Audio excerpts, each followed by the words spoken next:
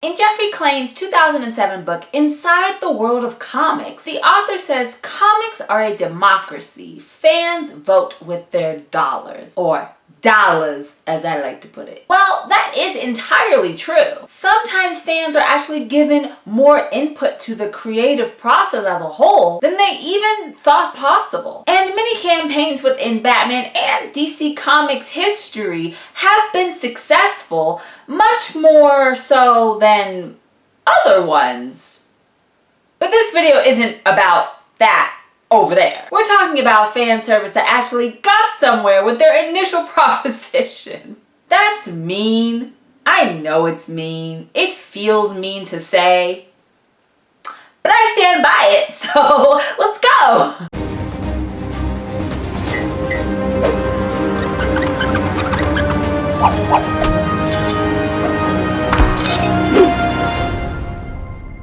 Welcome back, Gothamites. If you're new here, hi.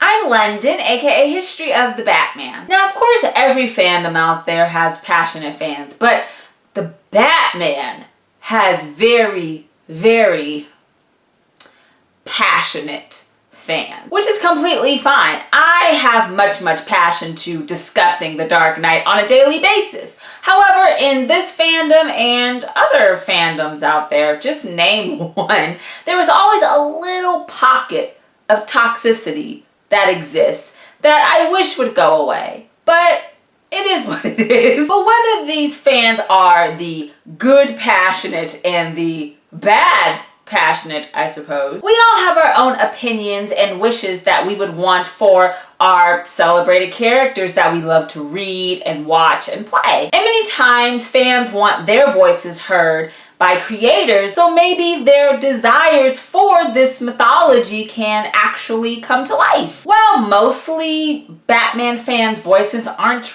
really heard by creators. There have been many times over the decades where the people have spoke and have actually influenced how our designated hero and other DC Comics icons and properties continue on within a particular media. For this video, I wanted to highlight some of the most memorable times that Batman fans have influenced how Batman comics and media are made. And from these observations, see what each says about not only the Batman or DC Comics creators, but the Batman fandom itself, and how they both can somehow live in harmony. But before we get into some good old-fashioned fan service, why don't you subscribe to this channel and become part of this wonderful Gothamite community. I wore my Batman watch today that I unboxed thanks to Undone Watches.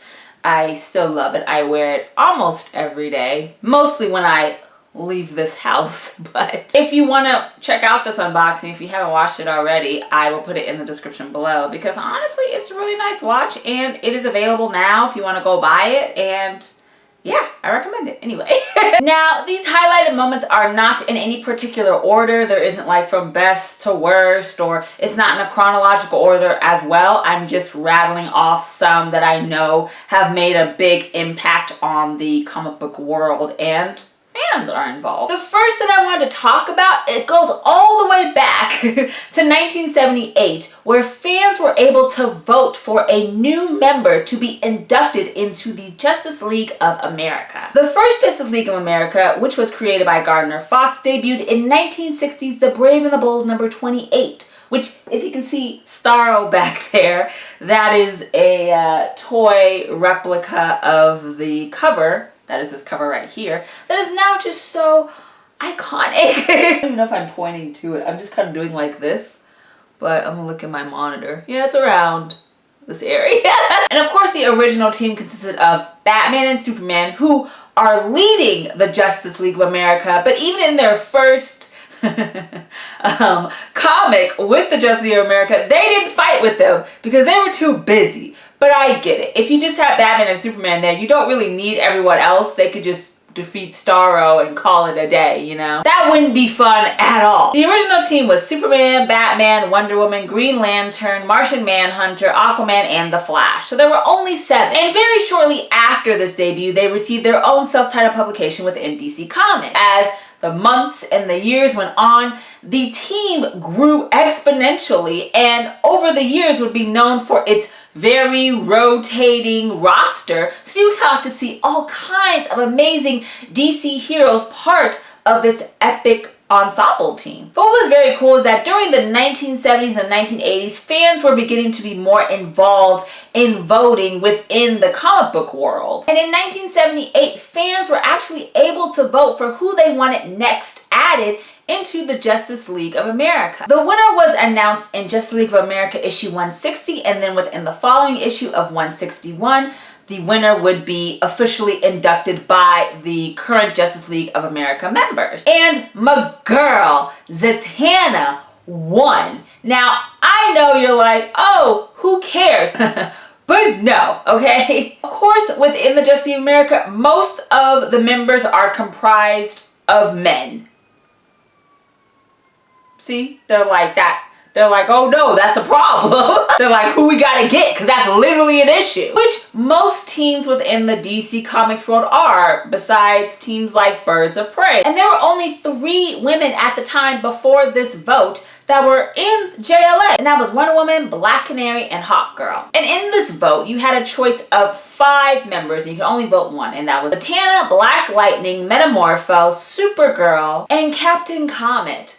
Gee, I wonder why Captain Comet didn't win. So not only did Zatanna win this vote from fans, but she won by a landslide, getting almost double the points of everyone else. And I think that's pretty impressive. It's hard being a woman in any reality. So the fact that fans in 1978 wanted to vote in this magical wonder makes me so happy.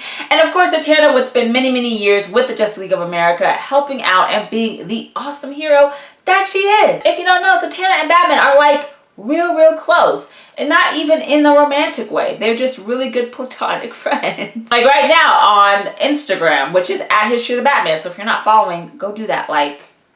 Go do that. Pause the video, go, just work it out, you know? I am doing a session called The Resurrection of Jason Todd, which is celebrating the 15th anniversary of Judd Winnick's arc Batman Under the Hood, which is the story where Jason Todd comes back to life and returns as the new Red Hood. Well, in that story, yesterday even, I discussed Batman talking to Zatanna about people coming back from the dead and the afterlife because she has her magical ways. But in many stories, current stories, Zatanna is an awesome Batman ally. So I think it was very cool that fans were able to vote, and DC Comics gave fans the ability to vote for people to go into the Justice League of America, which for DC Comics is their greatest ensemble team. So yes, I am very happy for Zatanna. And good for you fans for voting in a woman. I know that may sound like I have an agenda, but being a woman, I can tell you that being inclusive is just always really nice to see, even if it was several decades ago. The next one is, of course, one of my favorites, and it is Batman vs. Captain America in the 1996 and 1997 series DC vs. Marvel, or Marvel vs. DC Comics. Despite today's really weird thing that fans particularly like to do, and that's to make DC and Marvel just go head to head with each other in terms of comic book sales, in terms of movies, in terms of TV, in terms of name anything, and they just have to be at odds with one another and not realize that you can watch and play and read it all and you don't have to pick sides, because picking sides is kind of dumb because it's all mythology that we all love, so you shouldn't have to pick. Despite all of that, today in the 1990s, intercompany crossovers were major, all the rage, especially in the 1990s. And in 1996, the ultimate battle between DC and Marvel icons happened in the 4-issue series DC vs. Marvel and Marvel vs. DC, which was written by Ron Mars and Peter David. The basic story is that in this series, DC Comics and Marvel Comics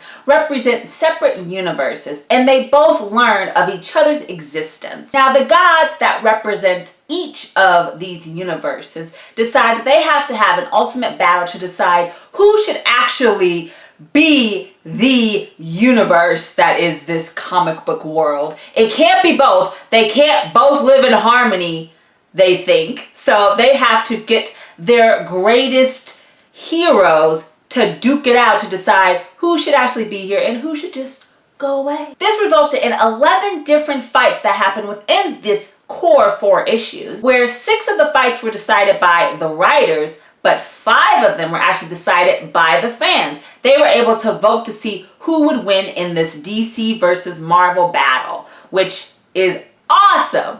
So awesome. Besides Batman, there were 2 other Batman Mythos fights that fans were able to vote on, and that was Robin, Tim Drake, versus Jubilee of the X-Men Marvel Universe, who actually won the fight, and I think it dealt with his cape.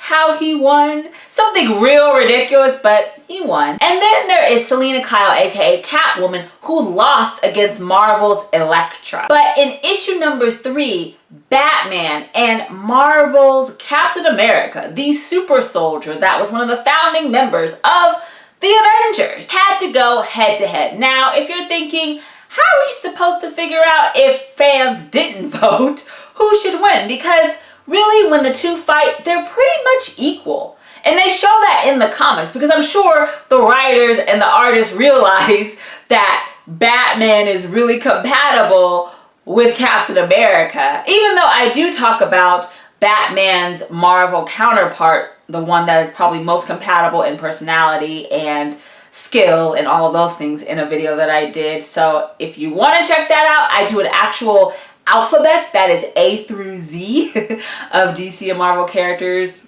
how they match up and all that good stuff, which I think was fun. So I'll put that in the description. But anyway, the fans spoke, of course, and Batman was victorious. And the way that he was victorious was kind of weird, because it wasn't like he actually beat Captain America. They were in a sewer-like area and they were fighting, and then one of the sewers just burst a whole bunch of water out, and Captain America was drowning or whatever, and Batman saved him, and so Batman won because he saved Captain America from dying, from drowning, and that's how the writers made him win, and I think that's great. Before the end of this 4-issue arc, where the gods decided, you know what, we both are really important to this multiverse universe, comic book world. So it's okay. We can both live in harmony and know that the others exist, but it's fine. Before all that, it wasn't fine. And these gods were actually given the ability to combine DC and Marvel characters together and make them brand new amalgams, which was explored in initially 12 amazing comics. And one of those was, of course, Batman and Wolverine join forces, becoming the legendary Dark Claw, which I wish Dark Claw could come back. I wish Marvel and DC crossovers such as this could exist today. I would think that that would be such a cash cow for like the industries. I know there are fans who are like, oh no, you can't mix Batman and Captain America, or whatever your deal is, but that would be so much fun, because these comics were so much fun. Seeing all of these different types of iconic characters come together and work together, and particularly Batman, who's worked with feels like everybody, it's just a really fun way to read comics. It's just so cool. But yes, Batman would have to thank the fans and that sewer for giving him that W against the super soldier. Next one I want to talk about, I have discussed in detail in my video that is called, I believe, the most controversial Batman comics that got canceled, which is one of my favorite videos I think I've ever done, because the topic and the content was just really just great to discuss, and I know that this is a part of it. So if you want to see other canceled Batman comics, I'll put that in the description below.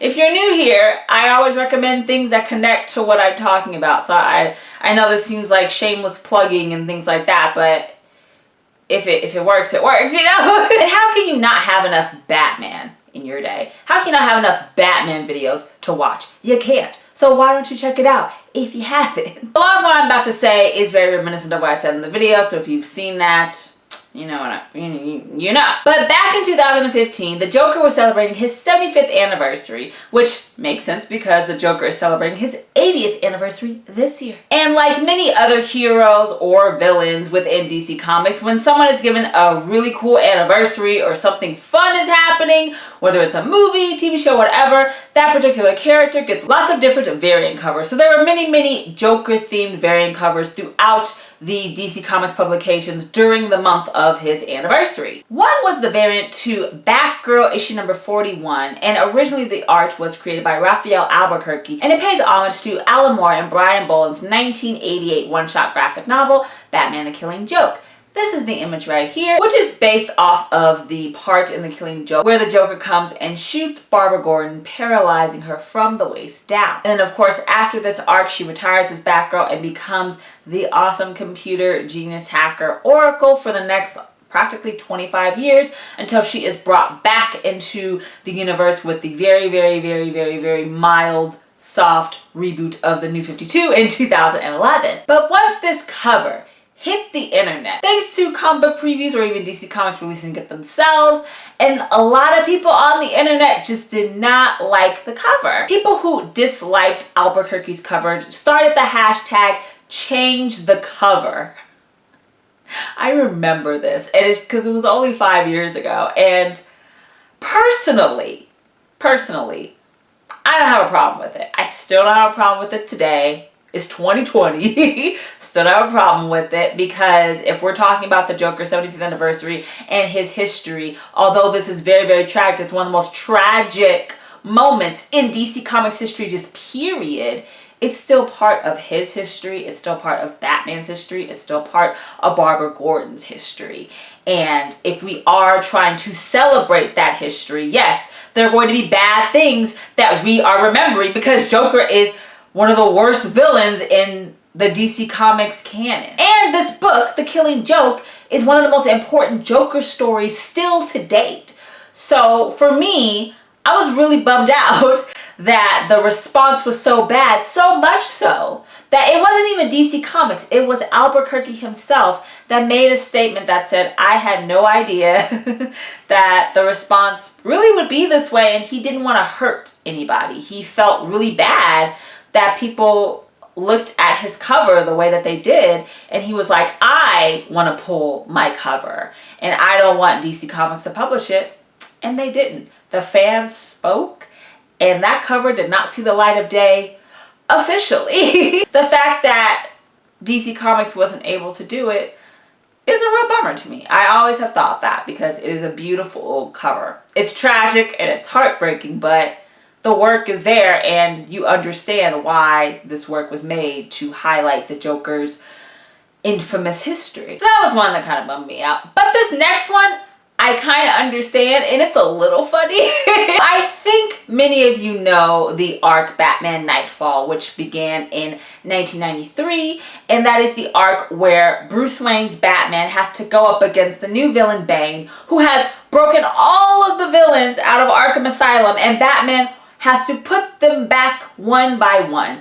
And all of this leads to him being emotionally and mentally and physically just exhausted, which was all part of Bane's plan. And of course, the climactic issue of Batman 497 shows that Bane knows the identity of Batman, which is Bruce Wayne, goes to Wayne Manor and just beats him all up all over the place, ultimately breaking his back over his knee.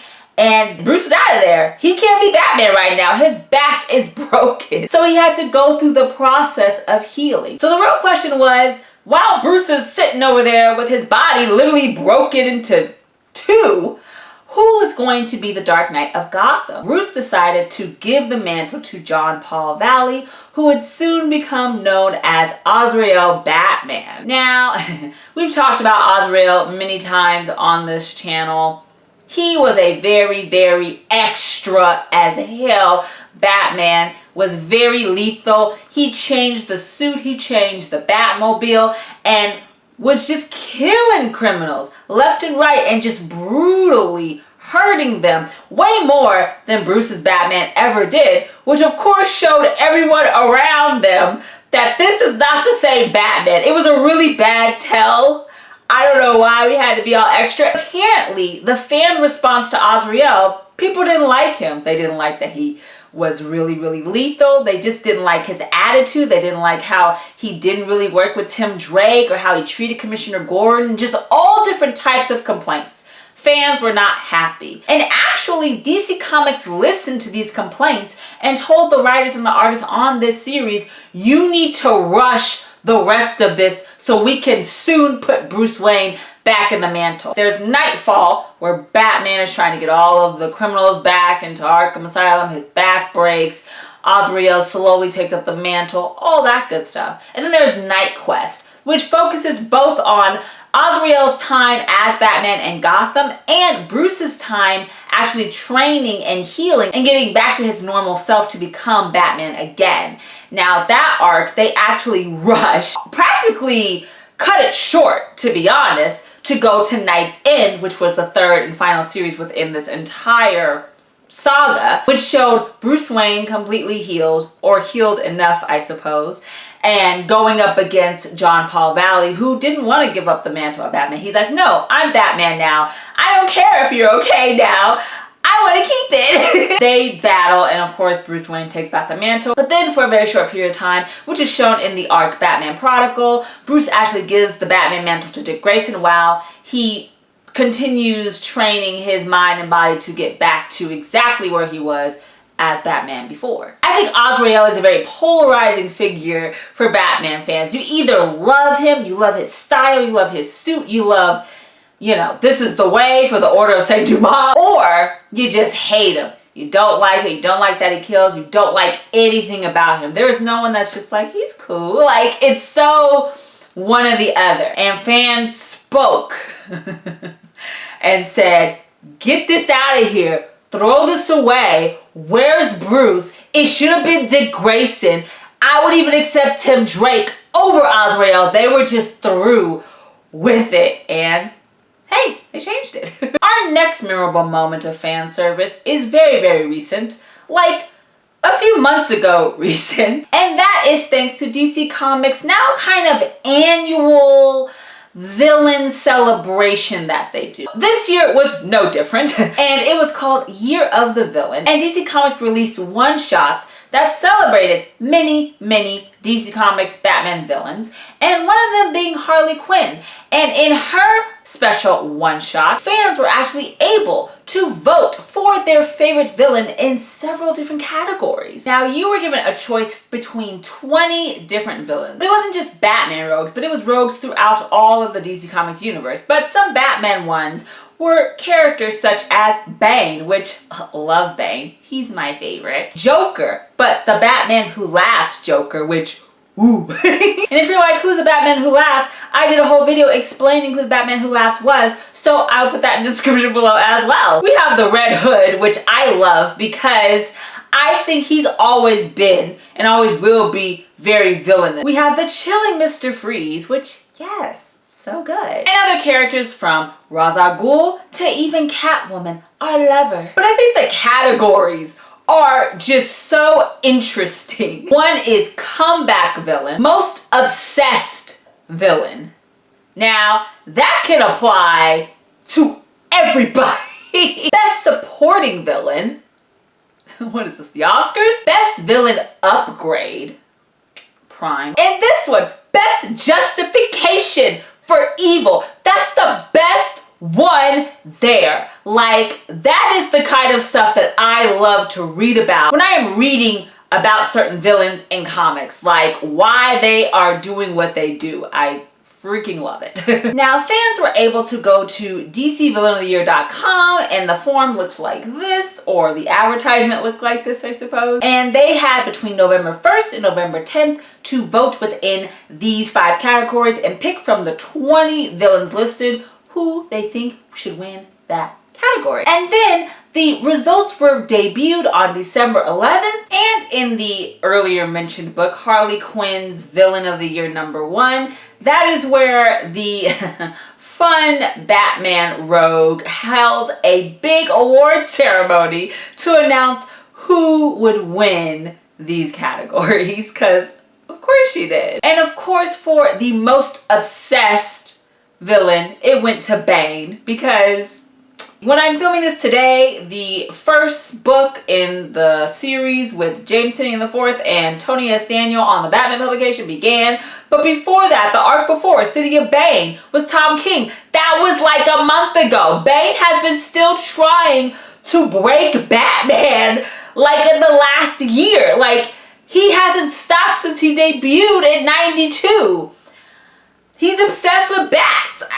That could have easily gone to Joker if just a regular Joker was in the category, but it wasn't so. The person that won for like the best justification for being evil was literally Flashpoint Batman, and that is just so fitting.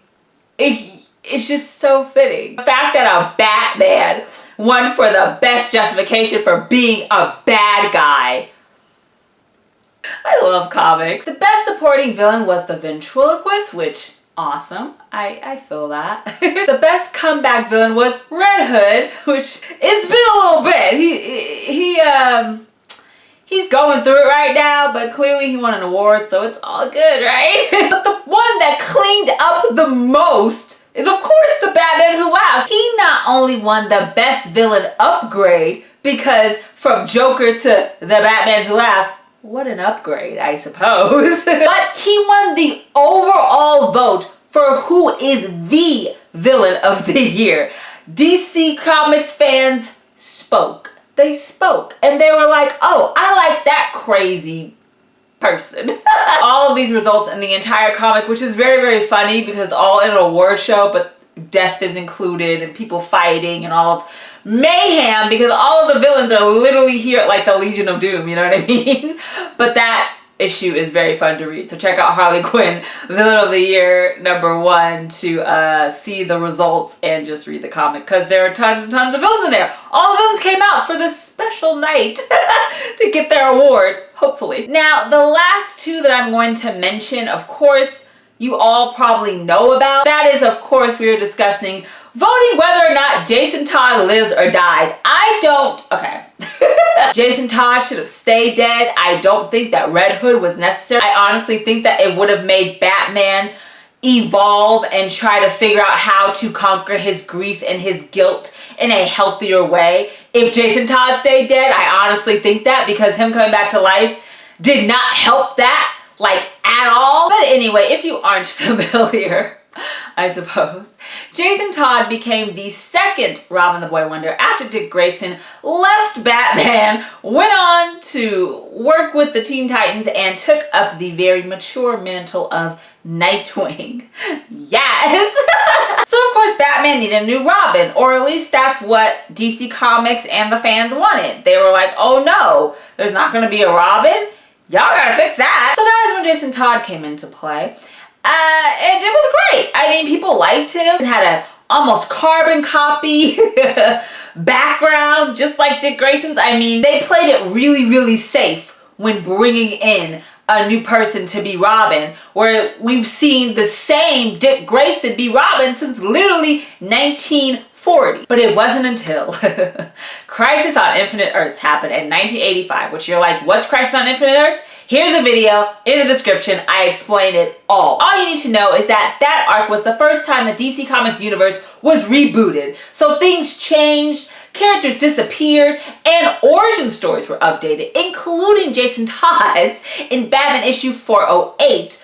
And they made Jason Todd into a very rebellious orphan who just didn't listen to Batman and was just kind of a horrible child, if we're just gonna be outright with it. When he did become the next Robin the Boy Wonder, he gave Batman a lot of trouble. And fans did not like that. They are like, who is this kid? I miss Dick Grayson. He's not nice and sweet and listening to Batman like Dick Grayson was. I miss Dick Grayson. I would assume that this has to do with the mantle of Robin, because Jason Todd in post-crisis is a very difficult character to work with, to talk to, all those things. And fans were like, I don't like that. However, put him in the Red Hood mantle, and he's a very difficult character to work with. And fans are like, yes, like It has to be the mantle, right? Please tell me in the comments, because I think that that's weird. It has to be people see Robin and think something else. Even though y'all like Damian Wayne, I don't know. But fans weren't the only ones that didn't really like Jason Todd. There were people who actually worked on the Batman comics and who worked with DC Comics that didn't like Jason Todd. And so this all led to Jim Starlin's 1988-1989 4-issue arc, Batman Death in the Family. And in Batman issue 427, this is right after the Joker gets a crowbar and just beats the living hell out of Jason Todd's Robin, leaves him in a warehouse with his mom, and has it lined with explosives and blows him up. Now, at the very end of this issue, there was an ad that looked like this. Fans were given two 1-900 numbers. One when you call it and you're like, I want Jason Todd to live, or one when you call it, you're like, I want Jason Todd to die. Fans were given the opportunity to see if a major character is killed off. And at this point, that had never been done before. So with over 10,500 votes in 35 hours, the vote was literally, the margin of if he lived or died was like so little. Only difference of 72 votes. And fans voted Jason Todd to die, which in the next issue, Batman 428, you get this lovely panel, this lovely iconic now Jim Aparo panel of Batman finding Robin's body, and he did not survive the blast. Now, of course, the artists on this series, Jim Aparo, Adrian Roy, Mike DiCarlo, John Costanza, they all planned just in case Jason Todd did live. And they actually created panels which are now up online if you want to look for them. I was fortunate enough to actually see these panels in person when I went to the DC Comics archives at DC Comics headquarters in Burbank, California. And it's insane. Like, I wanted to live in that archive, first of all, but they planned just in case fans really wanted to keep him, but DC kind of figured that they didn't. They weren't really shocked that he died. I think a lot of creators were just really surprised that fans were able to be like, yeah, I want this kid to die. Or at least that's what Jim Starlin told me when I had a panel with him at this past Los Angeles Comic-Con, because of course I asked about Death of the Family and how that came about and everything of that nature. Of course, Jason Todd not only died, but he stayed dead for a long time. Jason Todd didn't really come back into the mythos until Jeff Loeb and Jim Lee's Batman Hush, and even then he was just a very short cameoed character, and at the time we didn't even know whether or not that was actually him or it was Clayface pretending to be him, you know? And then a few years later, Jeff Loeb was able to open the door and Judd Winnick decided to bring him officially back into the mythology with the arc Batman Under the Hood, which of course sees Jason Todd taking up the new mantle as Red Hood. Now if you're like, I know Red Hood, it's because Joker's first persona was Red Hood. So Jason Todd is taking up the persona of the man that beat him and murdered him. So like I said before, if you want to dissect that, like, do you, because whew. But our last one that I wanted to highlight goes along with this Jason Todd one, because the DC Universe TV show Titans, which is a very good show. If you have DC Universe and haven't checked it out, you should. It's pretty fun. They did a similar vote with their Jason Todd, and they gave the fans the opportunity to say if Jason Todd lived or died. Maybe it was because they wanted to celebrate the 30th anniversary of Death in the Family, because it happened last year and it technically was the 30th anniversary that Jason Todd died within Jim Starlin's arc. Or they just wanted to see how barbaric fans can be and vote to see who dies. I don't know. And even in 2019, now Jason did live. Sorry, spoiler, if you're gonna watch Titans or have watched Titans or whatever, you know that this is the case. But Jason was voted to live. But like, this is the poll. and it's 51% wanted him to live. That's just a percent more than half. Like, we're still out here trying to kill this boy. That's why I'm like, why do we even have Jason Todd? If fans still want this man to die, like, why are we doing this? I don't understand. Obviously, people don't like him, and they want to just pretend like they want to be part of the fan favorite trend stuff and say, oh yeah, I love Jason Todd too, when secretly y'all want him to die any way you can. What is wrong with y'all? I don't understand. Like, it bothers me because I don't get it. I don't. And it wasn't like it was a really small, like, group of people, like 10,000. It's like, But this was almost 30,000 people because, of course, you didn't have to mail in or call in. You could just vote online now because the future. I think that is hilarious. Y'all don't like Jason Todd. Just admit it. Stop pretending like you do. I mean, clearly people do like him because he won the comeback villain of the year and all that, but obviously there is something where if you can vote for this boy to die, y'all want to see him die. And I don't know what that says about the fandom. I have no idea. I don't. I really don't. Once again, please tell me, because I don't know. With all of these different highlighted moments within Batman and DC Comics history where fans' input was actually noticed and recognized by DC Comics and the creators that are attached to certain projects, I think that that gives the fandom and the creators such a cool connection so they all can put out something that everyone enjoys to the best of your ability. Of course, that comes with pros and cons, because if fans think they can change things like having a whole ass TV show kill off this boy because y'all don't like him for whatever reason, when online you're like, oh yeah, he's the ish. Like, if fans think they can do that and it happens, they're gonna think they can do other things too that sometimes it's just not within our power of opinion. And I think that's how things spin out, like the Snyder Cut movement. But so it can be cons, but then of course the biggest pro that we should focus on, and not the negative, is that creators and fans can join forces and love Batman even more, love DC Comics even more, and I think that's the goal for anything that is an initiative for fans and DC Comics creators alike. Thank you guys so much for watching this video about the times that Batman fans influenced Batman comics and other media. If you did enjoy this video, please give it a bat thumbs up. As always, all of my social media is linked in the description below, including Instagram at History of the Batman, so why don't you give it a follow and become a Gothamite. Check out all of the videos that I mentioned in the description below, and all of the rest of the Batman videos and content that I have on this channel. And of course, please subscribe to this channel so you can become part of this Batman community. It would mean so much to me. Also, let me know in the comments below if you did vote in that DC Universe poll and what you voted.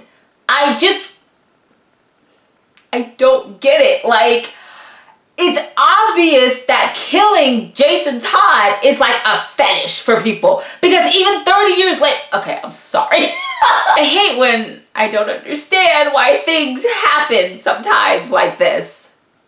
Don't get it. Okay, thank you guys so much for watching, and we will have much more History of the Batman soon right here on YouTube. Remember, Gothamites, all about peace, love, and Batman. Bye.